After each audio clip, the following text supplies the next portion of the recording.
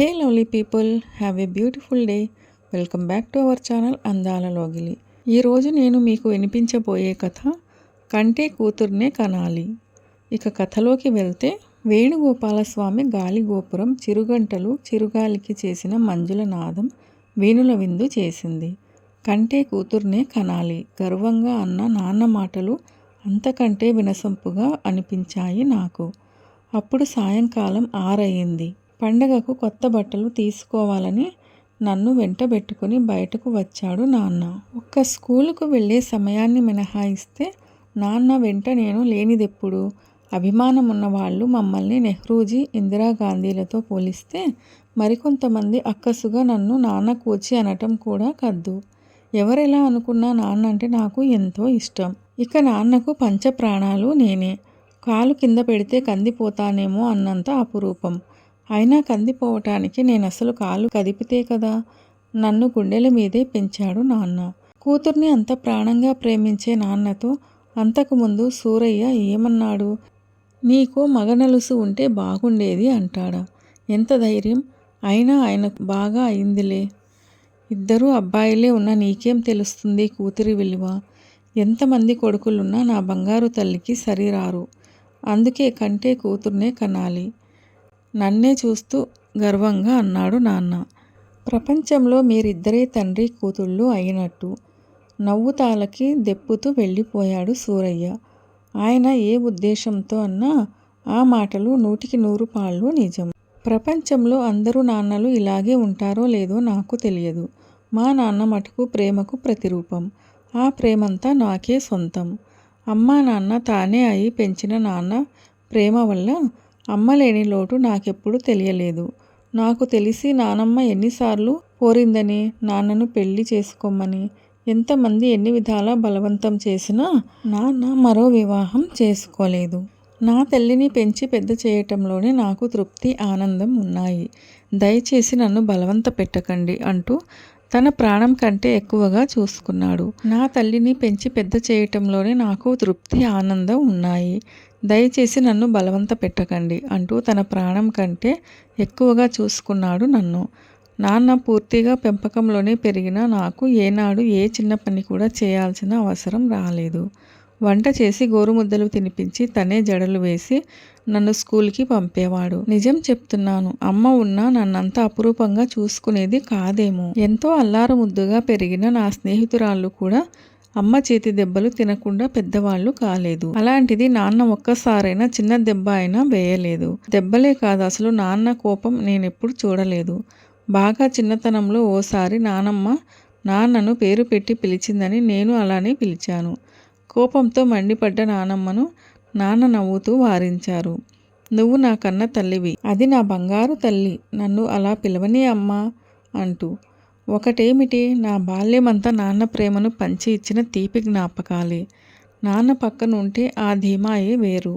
ఓ జ్ఞాపకం నా కళ్ళ ముందు ఇంకా సజీవంగానే ఉంది.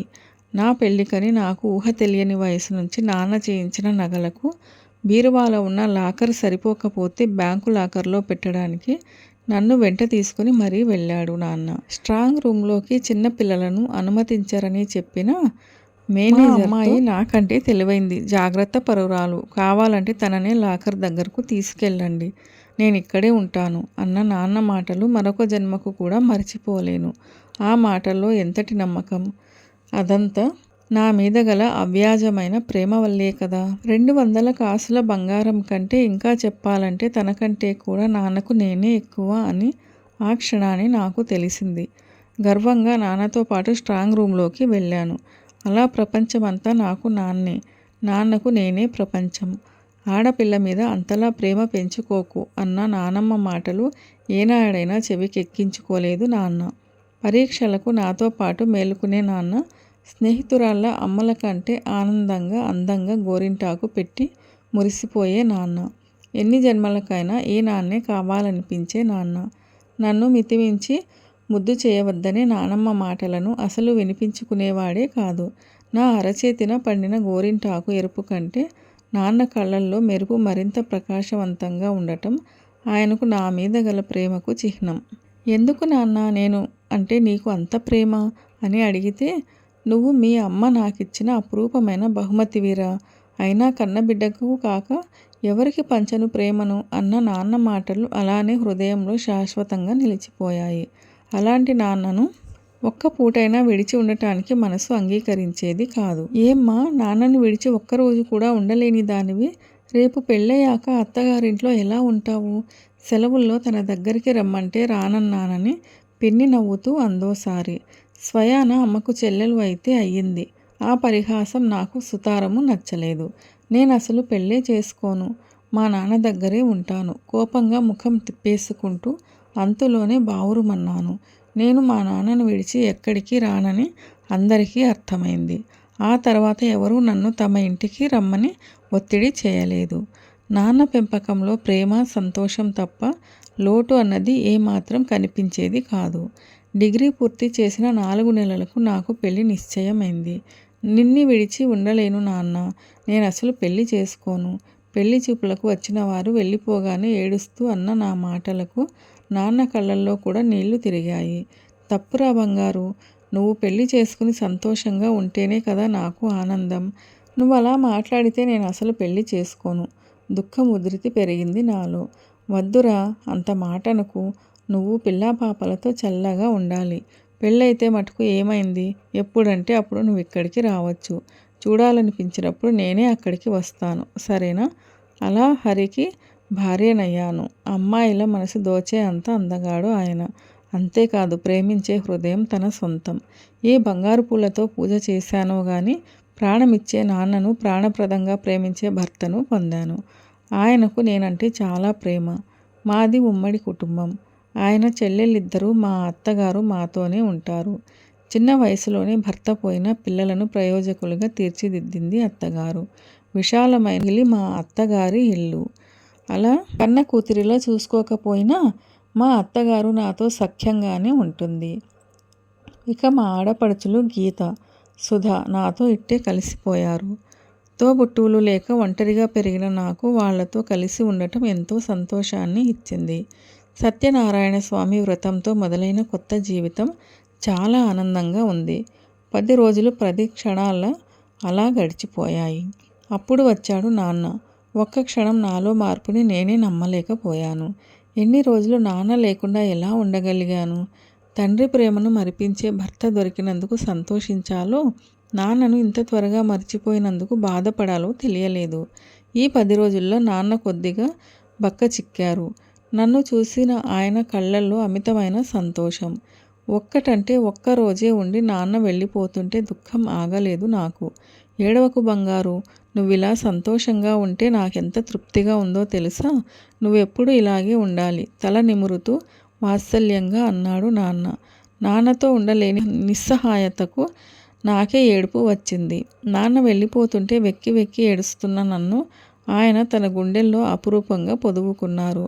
అదే నాకు శాశ్వతమైన నిలువయింది. అది మొదలు ఆయన గుండెలోనే కాపురం ఉండిపోయాను. ఇంటి కోడలిగా బాధ్యతలు అందుకుని అత్తగారికి విశ్రాంతినిచ్చాను. బాధ్యతలు తీసుకున్న అత్తగారి మాటలకు విలువిచ్చి ఆవిడ మాట ప్రకారమే నడుచుకుని మంచి కోడలిని అనిపించుకున్నాను. ఆడపడుచుల పెళ్ళిళ్ళు ఘనంగా చేశాం. ఇప్పుడు నాన్న అరుదుగా వచ్చే అతిథి. తెలియకుండానే నాన్న దూరపు బంధువు అయ్యాడు. ఒక్కొక్కప్పుడు నాకే ఆశ్చర్యంగా ఉంటుంది. ఒక్క రోజైనా నాన్నను విడిచి ఉండలేని నేను ఇప్పుడు నెలలకు నెలలు నాన్నను చూడకుండా ఎలా ఉండగలుగుతున్నాను అని. 5 సంవత్సరాలు ఇట్టే గడిచిపోయాయి. మా అనురాగ దాంపత్యానికి గుర్తుగా మాకిప్పుడు 3 ఏళ్ల పాప. సకుటుంబంగా అందంగా పెద్దాడపడుచు గృహప్రవేశానికి అందరం వచ్చాము. గృహప్రవేశం నిర్విఘ్నంగా జరిగింది. రాధా అత్తను చూడగానే సంతోషం. రాధా అత్తయ్యకు నాకు స్వయాన మేనత్త. కుశల ప్రశ్నలు అయ్యాయి. నువ్వు కూడా మీ నాన్న చేసిన పొరపాటు చెయ్యకు ఇందు. పిల్లకు 3 నిండాయి కదా, ఈసారి అబ్బాయిని కను మాటల సందర్భంలో అంది అత్తయ్య. అత్తయ్య మాటలకు మనసు కీడు శంకించింది. నాన్న ఎలా ఉన్నారు? అప్పుడే గుర్తొచ్చినట్టు అడిగాను భయంగా. అదేమిటి, నీకు తెలియదా? మీ నాన్నకు నెల రోజుల నుంచి ఒకటే జ్వరం. పాపం, కాస్త జావ కాచిచ్చే దిక్కు కూడా లేదు. నీకు వీలైనప్పుడు ఇంత ఉడికేసి పెట్టి వచ్చాను. 4 రోజులైంది నేను కూడా వెళ్ళి. ఇది కూడా తెలియదా అన్నట్టు విచిత్రంగా చూస్తూ చెప్పింది అత్తయ్య. అత్తయ్య మాటలకు ఒక్కసారిగా గుండె జారిపోయినట్టుగా అనిపించింది. ఎంతైనా కూతురు కూతురే ఇందు. పెళ్ళయ్యాక ఆడపిల్లకు ఏం స్వతంత్రం ఉంటుంది? మీ నాన్నకు పట్టిన గతి నీకు కూడా పట్టకూడదని చెప్తున్నాను. వెంటనే ఓ కొడుకుని కను. తన ధోరణిలో తను చెప్పుకుపోతోంది అత్తయ్య. నా మెదడులో వేల విస్ఫోటనాలు. విపరీతంగా కళ్ళు తిరుగుతున్నట్లుగా అనిపించి అక్కడి నుండి పెరట్లోకి వచ్చేశాను. అత్తయ్య నాకు నాన్న గురించి నెల రోజుల నుంచి మాత్రమే తెలియదనుకుంటోంది. పిల్ల ఆలనా పాలనలో ఇంటి బాధ్యతల్లో తనమునకలైన నేను 3 ఏళ్లలో నాన్నను 2 సార్లు మాత్రమే చూడగలిగానని అత్తయ్యకు ఎలా చెప్పగలను? ఏడాది కిందట నాన్నకు వంట మనిషిని కుదిర్చి వచ్చాక ఆ ఊసే మరిచిపోయాను నేను. కొవ్వొత్తిలా తను కరిగిపోతూ కాలిపోతూ నాకు వెలుగునిచ్చిన నాన్నకు నేను చూపించిన కృతజ్ఞతకు నాకు నిష్కృతి ఉండదనిపించింది. నాకు సమస్తము ఇచ్చిన నాన్నకు నేనేం చేయగలిగాను? నాన్న అంటూ హృదయం మూగగా రోదించింది. క్షణక్షణానికి నాలో నిస్త్రాణ పెరిగిపోయింది. నన్ను వెతుక్కుంటూ వచ్చిన ఆయన వెంటనే మమ్మల్ని తిరుగు ప్రయాణం కట్టించారు. దారంతా ఆయనకు నా గురించి ఆందోళన. ఇంటికి రాగానే నీరసంగా మంచం మీద వాలిపోయాను. ఎంత ప్రయత్నించినా కంటి మీద కునుకు రాలేదు. మనసంతా నాన్న గురించిన ఆలోచనలే.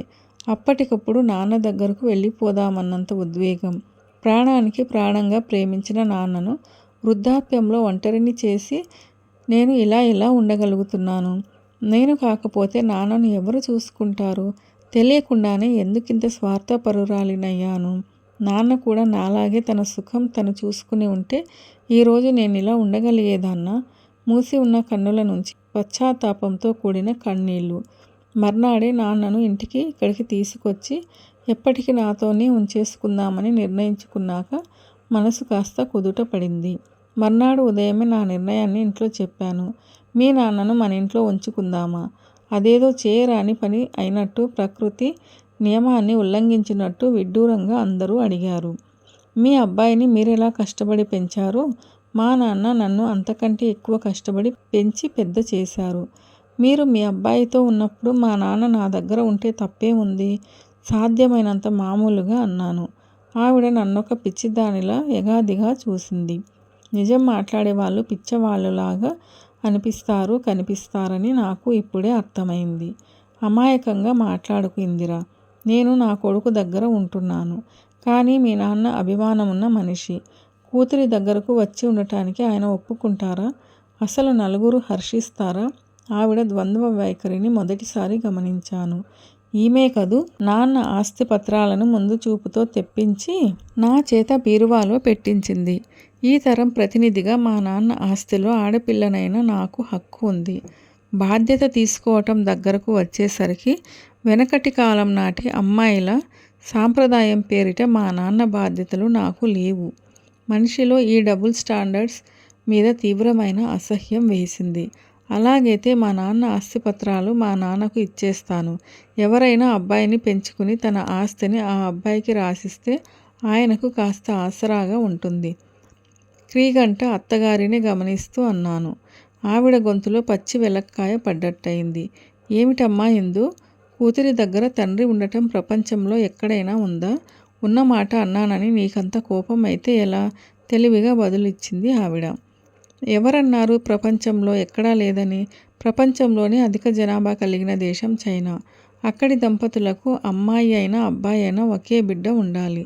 అందుకే కూతురి వివాహం అయ్యాక తల్లిదండ్రులు కూడా కూతురితోనే ఉంటారు.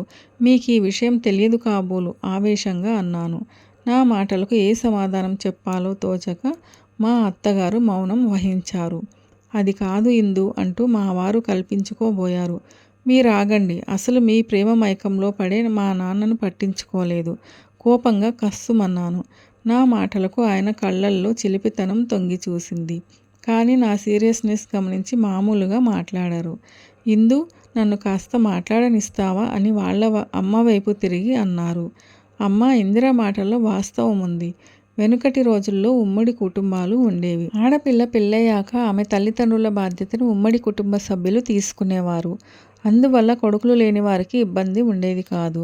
ఇప్పుడు ఉమ్మడి కుటుంబాలు ఎక్కడున్నాయి? ఒక్కతే అమ్మాయిని కళ్ళల్లో పెట్టుకుని పెంచి పెద్ద చేసిన తల్లిదండ్రులు ఆమె పెళ్ళయ్యాక మీ కర్మ మీరు అనుభవించండి అంటూ వదిలేయటం న్యాయం కాదు. కాలంతో పాటు మనము మారాలి. ఇలా పెళ్ళిళ్ళి ఘనంగా చేశామంటే అది ఇందు నాన్నగారి సాయం వల్లే కదా. ఈ రోజున మనకు ఇంత శాంతి సంతోషం అంతా ఆయన కూతురి వల్లే కదా. అలాంటి ఆయనను మనతో ఉంచుకుని ఒంటరితనం దూరం చేయటం వల్ల సాంప్రదాయానికి వచ్చిన నష్టం ఏమీ లేదు. ఆయన మాటలకు అత్తగారు కూడా కన్విన్స్ అయ్యారు. నాన్నను ఇక్కడికి తీసుకురావటానికి అన్ని అభ్యంతరాలు తొలగిపోయాయి. నాన్నను తీసుకురావటానికి నేను ఆయన పాపను వెంటబెట్టుకుని మా ఊరికి వెళ్ళాం. శుష్కించిపోయిన నాన్నను చూడగానే ఏడుపు ఆపుకోలేకపోయాను. అంత నీరసంలోనూ నన్ను చూడగానే నాన్న కళ్ళల్లో వెలుగు. ఎందుకురా ఆ కన్నీళ్ళు? ఇప్పుడు ఏమైందని నాకు? సముదాయింపుగా అన్నారు నాన్న. కన్నీరు నిండిన కళ్ళతో ఓ మారు ఇల్లంతా పరికించాను. అపరిశుభ్రతకు నిలయంలా ఉంది. శుభ్రతకు ప్రాణం పెట్టే నాన్న అలాంటి వాతావరణంలో ఉండవలసి వచ్చినందుకు చాలా బాధగా అనిపించింది. అక్కడ ఒక్క క్షణం కూడా నాన్నను ఉంచాలని అనిపించలేదు. నాన్న ఇక్కడ అసలు బాగోలేదు, నువ్వు నాతో బయలుదేరు, ఇక నుంచి మనం కలిసే ఉందాం అన్నాను. నాకిక్కడ ఇప్పుడు ఏం తక్కువైందిరా ఇందు? నువ్వు కుదిరిచ్చి వెళ్ళిన వంట మనిషి మానేసింది. మరో మనిషి దొరకగానే అంతా సర్దుకుంటుంది. ఈ మాత్రానికే నన్ను మీతో వచ్చేయమంటే ఎలా చెప్పు? అభిమానంగా అన్నారు నాన్న. ఎక్కడ నాకు భారం అవుతానో అన్న భయం నాన్న మాటల్లో స్పష్టంగా కనిపిస్తోంది. ప్రేమను పంచటం తప్ప నా నుంచి ఏ చిన్న సేవను కూడా ఆశించటం నాన్నకు తెలియదు. కానీ నాన్నతో ఎలా అవుననిపించాలో నాకు బాగా తెలుసు. సరే, నువ్వు రాకపోతే నేను కూడా వెళ్ళను, నీతో పాటు ఇక్కడే ఉంటాను మొండిగా అన్నాను. ప్రేమను పంచటం తప్ప గదమాయించటం తెలియని నాన్న నిస్సహాయంగా ఉండిపోయారు. నిజంగానే ఆయన నేను విడిపోతామేమోనని విలవిలలాడారు. మావయ్య, దయచేసి ఒప్పుకోండి. మీకోసం ఇందిర కోసం పాప ఇక్కడికి వచ్చేస్తే అక్కడ నేను, నా వ్యాపారం ఏం కావాలి? దయచేసి నా కోసమైనా ఒప్పుకోండి, దిగులు అభినయిస్తూ నాటకీయంగా అన్నారు ఆయన. వద్దొద్దు, అలా జరగటానికి వీల్లేదు. మీ ఇష్ట ప్రకారమే కానివ్వండి. ఎక్కడ మేము కష్టపడతామోనని గబాలున అనేశారు నాన్న. నాన్నను మాతో పాటే తీసుకువచ్చాం. గాలి వెలుతురు ధారాళంగా వచ్చే విశాలమైన గది నాన్నకు కేటాయించాం. తనకంటూ ప్రత్యేకంగా టీవీ, ఆయనకు ఇష్టమైన పాటల క్యాసెట్లతో టేప్ రికార్డర్ అన్నీ ఏర్పాటు చేశాం. టైముకు భోజనం, పండ్లు, పాలు అమరుస్తూ జాగ్రత్తగా చూసుకున్నాను. 2 నెలల్లో నాన్న బాగా కోలుకున్నారు. అయితే నాన్నలోని మార్పే నాకు అసలు మింగుడు పడడం లేదు. ఒకప్పుడు నేనంటే ప్రాణం పెట్టే నాన్న పార్టీ ఫిరాయించాడు. అసలు కంటే వడ్డీ ముద్దనే మాటను నిజం చేశాడు. నాన్న ఇంతలా మారిపోతాడని కల్లో కూడా ఊహించలేదు. ఇప్పుడు నాన్నకు 3 ఏళ్ల నా కూతురితోడిదే లోకం. అదే నాకు అమితమైన కోపాన్ని కలిగించి అత్యంత ఆనందకరమైన విషయం. కథ మీకు నచ్చిందా? నచ్చినట్లయితే వీడియోను లైక్ చేయండి, మీ ప్రియమైన వారికి షేర్ చేయండి. అలాగే ఛానల్ను సబ్స్క్రైబ్ చేసుకోవటం అస్సలు మర్చిపోవద్దు. వీడియోను పూర్తిగా చూసి కథను చివరి దాకా విన్నందుకు మీకు ధన్యవాదాలు. ఇలాంటి మరిన్ని మంచి కథల కోసం స్టే ట్యూన్. అందాల లోగిలి.